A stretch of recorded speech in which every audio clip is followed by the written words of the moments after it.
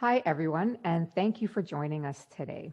Myself, Captain Karen Robert, and Miriam Shabat, we will be presenting on readjusting to life in Canada. The presentation won't cover things like posting messages, HHT, Brookfield, the mechanisms of move, or any of the protocols regarding the quarantine or public health issues related to COVID-19 pandemic.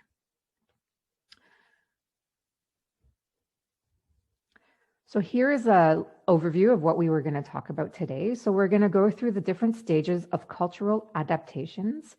We're going to talk about some of the challenges and logistic problems that you might face, and some of the ways that these will affect adults, spouses, children, and teens differently.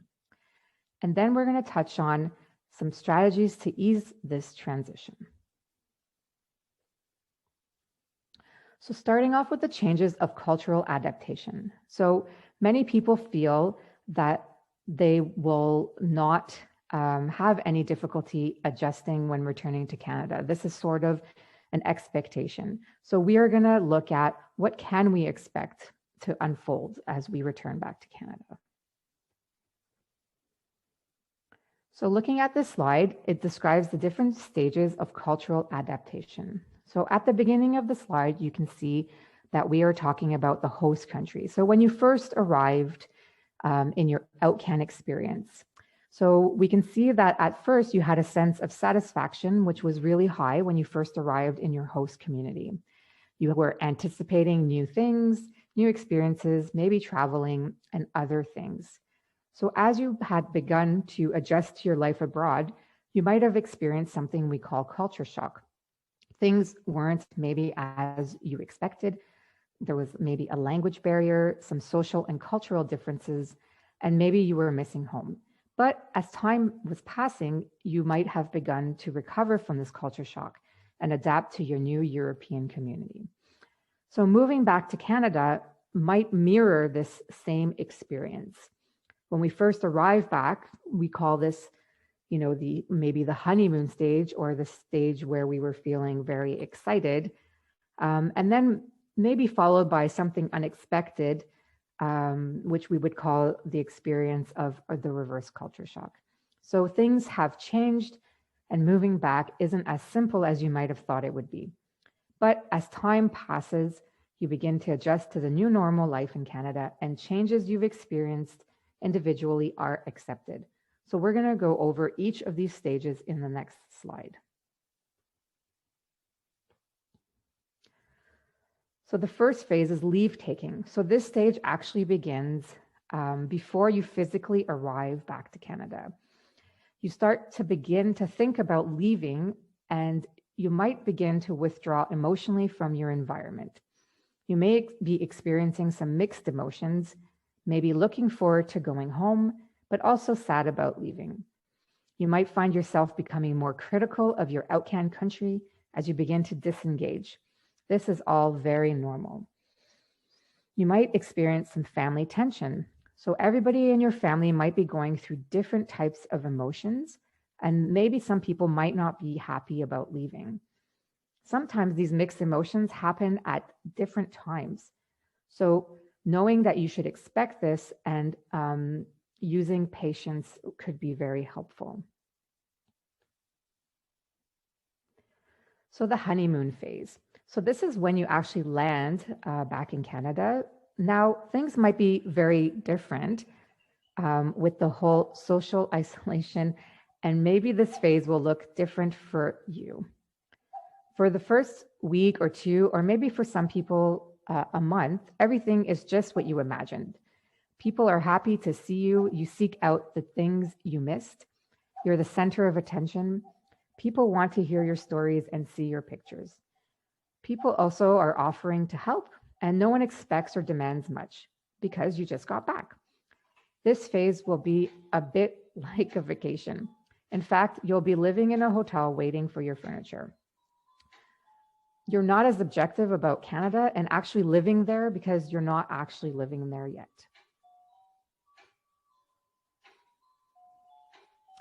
The next stage we look at is the reverse culture shock phase. So Inevitably, the vacation-like period will fade and be replaced by the appearance of various annoyances and frustrations. So this phase normally starts after you finished your first round of visits with family and friends, and it's time to settle down and start real life. The novelty has now worn off. To make matters worse, people expect you to have settled in and assume you're happy to be back in Canada. No one asks how you're doing, and just when you need support, people assume that you're fine. You may start idolizing how things were in Europe and remembering only the good parts. You forget all the things about your outcan country that frustrated you. You might notice you're more critical of Canada, the people, the customs. You might seem more irritable, disorientated, frustrated, angry, sad. You might complain or curse about certain things, like maybe the traffic or the weather. So while you're going through this phase, you'll realize how much you've actually changed. While you were outcan, you didn't become a German or a Belgian or a British or a French, but now you're back home in Canada, and you'll realize that you became somewhat of a hybrid. So taking a moment to try to think back of when you first arrived to your outcan experience. What did you find surprising or strange when you first arrived?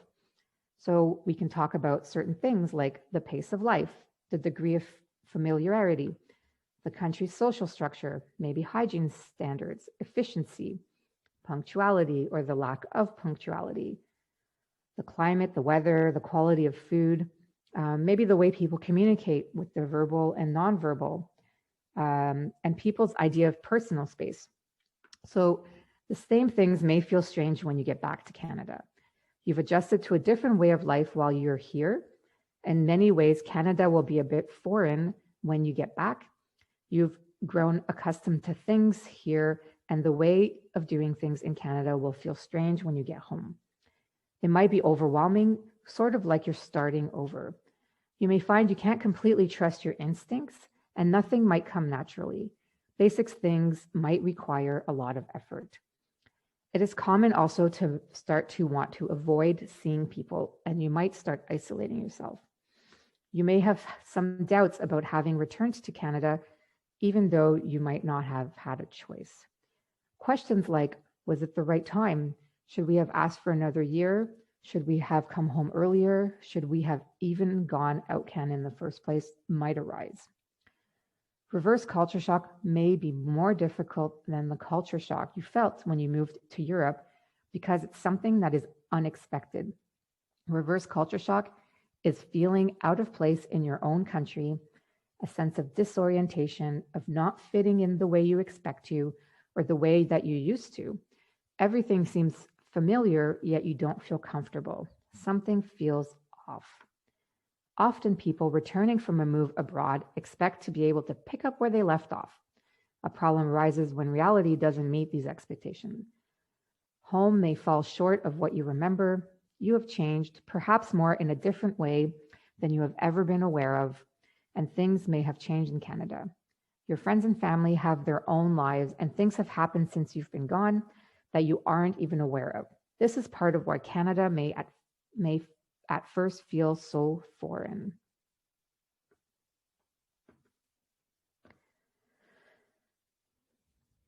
Then we look at the readjustment phase. So there is good news that you will get used to being back in Canada.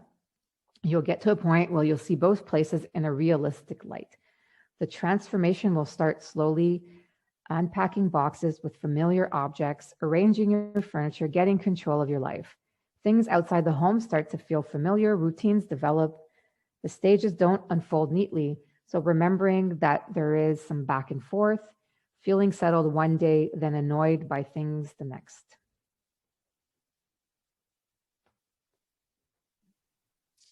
So now we'll look at some tips and strategies on how to ease this transition. First of all, it's really important to plan your goodbyes and to tie up the loose ends that you have here. The way that you exit your outcan experience and you close the loop on this life that you have here is as important as the way that you enter. If you botch this departure, it might be demoralizing and a source of regret once you leave. One way to do this is to start by having an open discussion with your spouse and your children, the whole family, about whether there are things that need to be done before you leave your host country, and allow opportunities for everyone in your family to participate in this process as age appropriate. You might want to celebrate your outcome experience. You can think of a personal or a family ritual to close the loop on this outcome experience. For example, this could be throwing a party, as COVID appropriate as this may be in the moment in a certain way. You might want to revisit the places that you enjoyed, maybe having a last meal together at that favorite restaurant that you had, and maybe even going around the table and seeing how everyone, how everyone has changed, what their greatest challenges were, how they grew during this process. Think about your re-entry while you're still here. You might want to examine your expectations. How do you think it's going to go? Do you have any assumptions about the people and the places you're going back to? You can research your destination beforehand. For example, that could be catching up on current events in Canada. Learn about your new or your old community that you're going back to. If you're familiar with a place that you're heading to, talk with your family and friends here and at home about the things that are going on there. Encourage older kids to look into where they can pursue their interests there. Remember that it might get really busy. There are a lot of things to do. So, you've been through this before, probably. Some strategies that sometimes work are creating a to-do list, prioritizing these tasks, delegating them according to family members. There are some good smartphone applications that you can use. That you can set up, you can use them to set up reoccurring tasks and to kind of dispatch them between different family members. Try to break down these big tasks into the smallest achievable little micro tasks. Set realistic timeframes for them. Remember to reward yourself for every little goal that you've accomplished in a little way. Remember to be kind with yourself. This isn't something that's easy. Understand and expect that you and your family will likely experience some reverse culture shock, and it might look differently for each one of you. Give yourself time to adjust. Be patient with yourself and with your family. These difficulties can be really big and huge and normal and difficult, but they are normal and they're likely to be transient, right? You'll get through this most likely. This is a good time to work on your best self-care strategies. So, whatever works for you, use those strategies. Also activate your social networks at your own pace. Eat well, sleep well, exercise. These are things that are hard to do while you're, on the road, in temporary accommodations, but try to focus on these really basic self-care strategies. Set boundaries on the time commitments that you have, because it might get really overwhelming. It's okay to say no. It's okay to set boundaries with those people and to let yourself time to adjust little by little. Remind yourself that you've been through transitions before. You've been, different postings, deployments, job changes. You have most likely developed the skills, through these transitions to go through this as well. You might want to keep your outcome experience a part of you. While you were outcast, you're constantly exposed, bombarded even with new things you're learning. Try to keep that going if you can, if you want to. You can find other expats or like-minded people in your new community, and use what you've learned while outcast. You can try to stay international at home. Use the same, keep that up, right? Like explore your environment, like when you were outcast, maybe travel within Canada, continue exploring and learning. And you might also want to maintain the friendships made abroad and stay connected with your outcast experience. There are some Facebook groups that you might want to explore, and connect through that. Next, we'll talk about some challenges and logistics.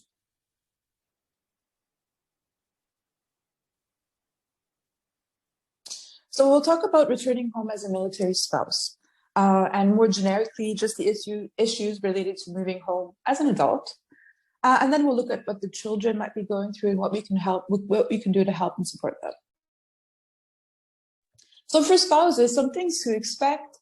First of all, there might be a renegotiation of roles within the family. The roles of couples often change with the relocation, especially if both spouses don't leave at the same time. The parenting responsibilities change. The so-called trailing spouse may feel like they're single-handedly responsible for all of the move, which can elicit feelings like anger, regret, even resentment towards the spouse. There might also be a renegotiation of professional roles. Maybe you're going back to work for the first time in a few years. Maybe you left a job or a career to go out can, and you're now faced with trying to restart all of that, right? So adjusting to being out can and not working might have been difficult, but now going back and readjusting to working again might be another adjustment that might be also really difficult. The feeling of isolation may also be something that spouses may face. As we know, out-can communities tend to be tight-knit with the good and the bad, but there are a lot of social activities, especially for spouses, and this might not be the same in Canada, so you might feel more isolated. But maybe this is something that that is welcome for you, right? We're going out-can for spouses who end up relinquishing a part of your identity, right? Like, at a certain level, your whole existence here is largely based on the member's job. So coming home, you give a chance to reestablish your own identity on your own terms. And maybe this will be a relief to get out of this out-can fishbowl and become a little bit more anonymous. So let's talk about some things that we can do. Open communication about roles and responsibilities is a good start, is important. Share, delegate tasks, as we said, according to strengths, interests, and availability. This is not your sole responsibility, and it cannot be. This is, it's a lot. And remember to give yourself breaks. So to schedule individual time, couple time, family time. Set aside some time for yourself, right? For relaxation, exercise, leisure. You need to give yourself some micro breaks in there. Start reconnecting with your professional community while you're still here. Subscribe to journals, read blogs, connect with former colleagues, or if you're not planning to work, find other connections. Maybe look for new or some resurrected hobbies. Contact the parent council at your kid's new school, for example. Research volunteer positions at your new position, at your new location. Set yourself up to have a community, and also, really importantly, check in with your MFRC at the new location. New location. Find other spouses who are coming back from out-can, even if you're not at the same place, or you're going back to the same place, or you were at the same place in Europe. Find someone who's going through the same place. So this support of someone who's going through the same thing could be really invaluable.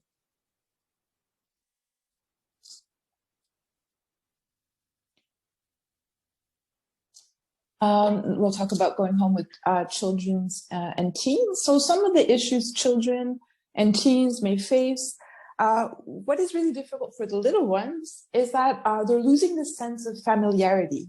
We know that children function really well. They thrive on familiarity, routine, and the act of moving disrupts all of these. So it may seem for the really little ones that their whole world is shifting. It's like quicksand is giving way under their feet, right? It might be something really that feels really devastating. They might feel like they're losing control. And sometimes when kids feel that they're losing control, we know that they might try to regain control in any way that they can. So this might mean changes in behavior, for like acting out. For teens, this might be the group that has the hardest time with re-entry. We know that at this age, in this stage in their development, they're defining their identity, and peer acceptance is really important. It can be really devastating for teens to sever the ties with their friends. And when they return, they might find themselves just disconnected from their peers, like feel that they don't fit in. And maybe they don't want to fit in and be like them because their identity is different, their references are different. Some children, teenagers find that there are some difficulties at school upon re-entry. The reality here is different, right? So here there are a lot of international schools where there are small classes, individual attentions, and also maybe some high academic standards. When they're going back, they might go back to bigger schools, or they might feel more anonymous. They're just a number. There's not that individual one-on-one attention. And the academic levels in Canadian schools may be different. So maybe they're really difficult. The classes upon re-entry are really difficult on some levels, or route 2 is easy because they were used to higher academic standards here. But either way, this might lead to difficulty. So either to feeling discouraged and having difficulties in terms of self-esteem, like I can't do this is really too difficult. Or on the other side, like the sense of boredom and lack of stimulation, and that's not really good either, right? Also, the young people, teenagers in particular, who have had this outcan experiences may have missed out on a lot of normal life experiences like employment, driving, using an ATM. So there's this kind of strange situation that happens where they become these really savvy international world travelers with all these, you know, experiences that a lot of people don't have in a single lifetime, but they might have fallen behind on simple Canadian things that they haven't done. So they might need to catch up on a lot of these skills, and they might need your support to do so. So here are some ways that we can help kids and teens through this transition. Try to maintain as much as possible familiarity routine. So this might look like the maintaining house rules and routines as much as possible. So everything that's familiar, books, objects, bedtime rituals, can help them feel secure in this transition. So try to maintain a sense of normalcy while everything is kind of shifting. If you can, try to unpack and arrange your children's room first, fill it with all that familiar stuff, and try to engage your children in the process. Be present for them during this time. They really need you right now during the whole process. It might be really difficult for your children emotionally. Help them recognize what they're going through. Help them put words on what it is that they're feeling. And this is especially true for so-called, air quotes, negative emotions. Like, for example, anger, sadness, frustration. Let them know that it's okay to feel these things, right? And let them express them through dialogue, drawing, and play. You can model the expression of emotion yourself. Like, let them know that it's okay to talk about emotions by talking about your own. And to also talk about what helps you. What do you do when you're feeling overwhelmed, angry, frustrated? What are some of your best strategies? Let them know that it's okay to feel this way. Check in with them regularly. There are some tools that you can use. For example, you can Google emotion chart or emotion wheel that you can use as a visual aid to help them expand their vocabulary in terms of emotional, like words to label emotions. You can plan and problem solve together. So explain to them the stages of reentry that we just talked about, that my colleague, Captain Robert, just talked about, the stages of cultural adaptation. Explain this to them in an age-appropriate way. Let them know that it's normal. If they expect some challenges beforehand, this helps. And also make sure that they get to say goodbye to their friends and to these experiences, that they get to close the loop themselves. Also help them grow roots when you arrive. Help them get involved in something, a sport, an activity, a hobby, whatever, something that helps them feel like they belong somewhere, even though this might be hard when they eventually get uprooted with the next posting. But help them grow roots for now. Help them connect with other children their age and play in their community. Help them, encourage them to remain in contact with their friends outcan. And also, most importantly, this is a recurring theme, be patient. Your children may have some really difficult times ahead, but they're likely to readjust.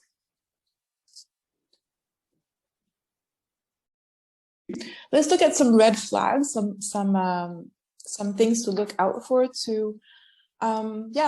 If you notice these things, maybe it's time to offer more support, be more present, or maybe get help outside the home. There's the MFRC, there are other resources that you can connect with to get a little bit more support. So some red flags that you can look out for. First of all, some regressive behavior. So what this means is like a child going back to a stage that they've outgrown.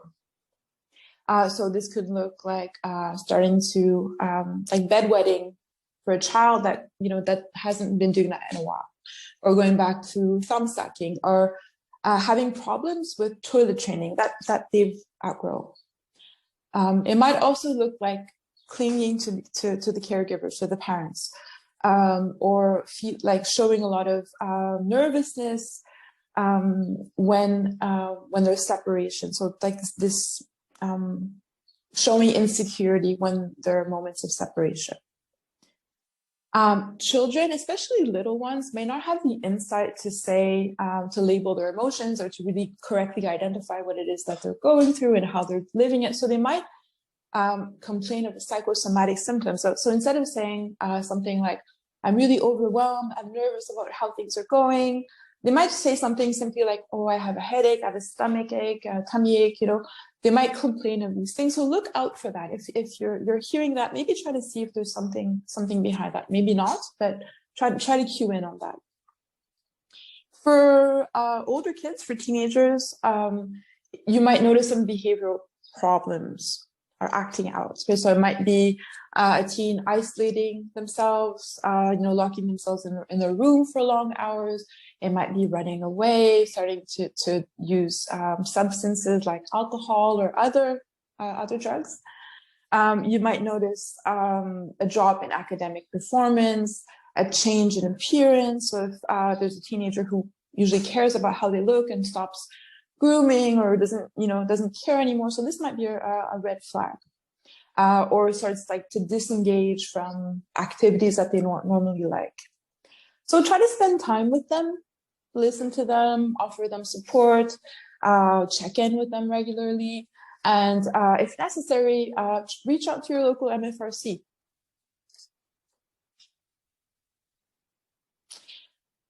I want to remind you that you most probably, as part of this lifestyle that you're living, you've been through worse. You've adapted to different challenging situations, a whole bunch of challenges that you've adapted to successfully. You will get through this, undoubtedly. But don't try to do it alone. You don't have to. There are people, there's a lot of support. Reach out. We're here before you leave. We can help you with this transition. And connect with your local MFRC when you arrive. Also use your national support networks, your friends, your family. Talk to your spouse, talk to your family, and remember to be patient with yourself and with your family members. If you're interested, a lot of the concepts that we talked about today come from this book. So it's called The Art of Coming Home by Craig Storty. And there's a chapter there in particular about relocating as a military family. And in general, it's about going back home after an international experience. So this is a really good resource. Here's our contact information. You can reach us either by telephone or by email.